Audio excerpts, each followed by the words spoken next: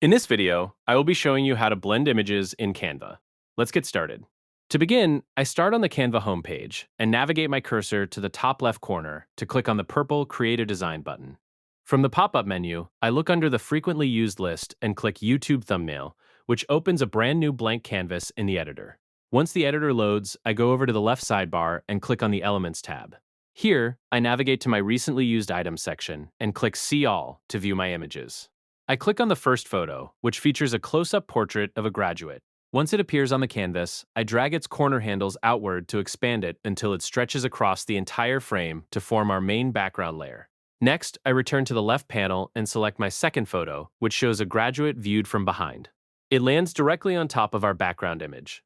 Now, to blend these two images together seamlessly, I head over to the left toolbar and click on the Apps icon.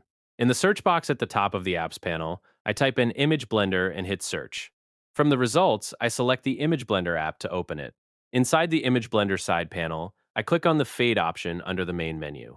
From the available fade tools, I choose Radial Fade to create a smooth circular blend effect. An interactive gradient tool immediately appears right over our image on the canvas. I click and drag the center anchor point and outer handles, adjusting the circle's size, angle, and position so the soft radial gradient covers the exact area where we want the top photo to fade smoothly into the background.